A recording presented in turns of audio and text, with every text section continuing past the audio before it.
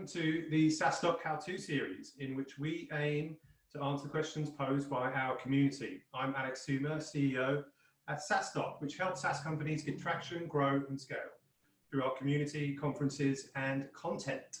And today I'm joined by John Thompson, who was CEO and co-founder of Commerce Decisions, former CEO of User Replay, and is chairman, non-exec and coach to a number of SaaS companies. Welcome, John. Good morning, Alex. Great to see you, and welcome to my shed where I do all my SaaS work. Yeah, no, great to have you on the How-To series. You've obviously spoken at many SaaStock conferences before. We've had you on the podcast, and this is the first time we're having you on YouTube. So the question asked by our community is, how do you deal with an approach about buying your SaaS company? And it's a great question, Alex, because I think, those of us who've been founders, CEOs, and have built SaaS businesses, it takes years and years. And then this kind of point in time comes along, and it's possible to either create or destroy a lot of value when you start getting into discussions about an exit, about a transaction. So in terms of efficiency, this is something to really get right. And I've learned a lot from, as usual, from things that I've both got wrong and got right over the years. I've been through 5 exits now, as a founder, as an executive, as a chairman and a non-executive, at various sort of different levels. So I've seen exits that have gone spectacularly well and have had great outcomes. I've seen kind of ones that have gone fine and others that have been less successful, and I've started to see a bit of a pattern, and yeah, just happy to share a few sort of thoughts on it today. So I think the first thing when it happens is, like, when you get this call, take a deep breath and have a moment of feeling pleased that you've created something that somebody has at least sort of got some interest in, as wanted to approach you. It's a great it's a great feeling, even if it is a bit speculative, and in most cases it doesn't go anywhere. But yeah, first of all, feel pleased you've created something that somebody's approached you about.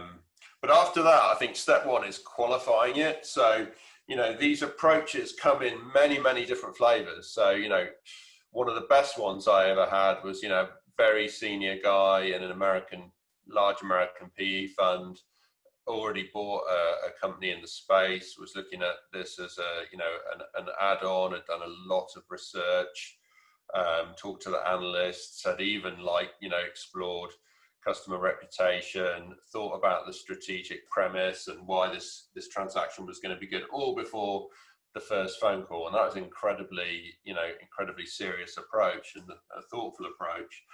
I've had loads and loads of approaches at the other end of the scale, which is really just kind of a research call, or something very speculative, maybe by an associate or by somebody who is just filling a database, and very different, and your reaction should be very different. So qualify it. And if it's not a serious approach, there's no need to give it a lot of attention, I think. And even if it is a serious approach, the timing might not be right for you. But assuming it's serious and assuming it's somewhat interesting, my kind of, I guess, hints and tips on how to react. Well, firstly, it's not a time to get all enthusiastic. As founders, we love our companies, we love our product. We're used to being sort of super salesy, out there in the market, but it's not quite that mode when it's somebody's approaching you and asking you to sort of get off your rocket ship and give them your life's work. It's better to approach it a little bit more quietly, thoughtfully. Keep the poker face well and truly in place. Don't look too keen, don't get your head turned, don't get too distracted. Because I think sort of any of signs of over enthusiasm, every conversation is a negotiation, and you could be giving away some value. So keep calm would be point number one. Secondly is want to really think about timing. So typically exits happen either in a process or they happen because somebody's approached you bilaterally, which is what we're talking about today. But really, you know, having been through exits where there's multiple interested parties and exits where there's been one interested party, there's a huge difference to the power dynamic and negotiation dynamic, the speed. You know, actually more people involved, it happens quicker, not slower. So, you know, really you kind of want to have at least two people who are going to sort of be choreographed together to give you an offer at a similar time. You also need your board and shareholders to be bought in, and you also need to be extremely well prepared from an information point of view. You know, and our questions today is about an inbound. So, you know, this has probably come a bit out of the blue. So be super careful. And in particular, avoid what I'd call the information trap. So, you know, everybody coming inbound will say we're super easy to deal with, it's super quick, you know, you just need to give us some basic information. But you haven't got that information prepared because you weren't planning to sort of get into a deal now. Equally, you can't get a valuation without the information. So you start preparing and drip feeding bespoke information for the counterparty. And that's a dangerous place to be because it can go on for months and months. So, you know, I've been in an exit where, you know, term sheet to close was nearly 6 months. And I've also done one where it was, you know, less than 3 weeks. And the difference is being prepared and having competition. So, you know, I would say don't start the conversation by answering questions and providing information. You know, get that information super well prepared and ready to dish out a time under your control. Rather have a think about having a conversation about the investment hypothesis. So why do you call me? You know, this isn't something we're planning to do. If it was something we you know, for it to be something we're going to do anytime soon, there needs to be a spectacular hypothesis on your side about how this is going to create value for you, i.e.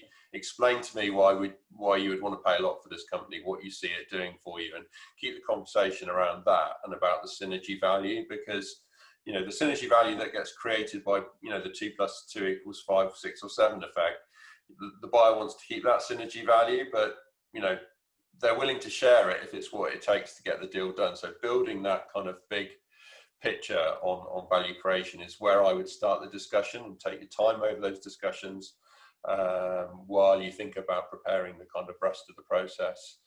And I'm a real believer in advice. Actually, you know, I'm lucky enough in my career to have been through it a few times and been through a learning curve. But for many people, this is the definitive moment of your career.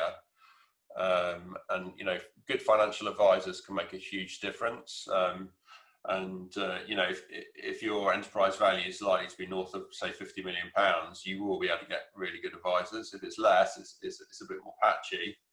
But get some good advisors. Talk to your board. You're probably, you know, obligated to tell them about any approach anyway, and it can be really useful. It's a role I've played, is to be a experienced independent non-exec on the board for, you know, the last couple of years of the journey, to just help navigate these waters. Because what you're really looking for is a big share of that synergy value, and also process value. So the competitive tensioning that causes people to really pay top dollar. You know, you've built that intrinsic value, but, you know, a significant slice of value on top can be created by getting this right. So, Alex, yeah, those are just sort of a few of my brief thoughts. As a subject, hopefully I've come across with a bit of passion, and I'm super excited about doing these deals around SaaS. They can be really value creating and life changing. But and I appreciate your invite to come to SaaStock and talk a bit more about crafting the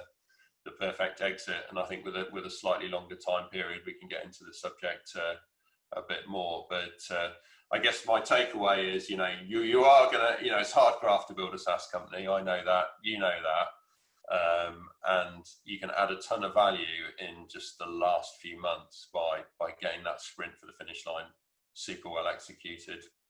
So yeah, that's my thoughts, Alex. Hope the viewers find it interesting, and look forward to deepening the discussion at SaaStock.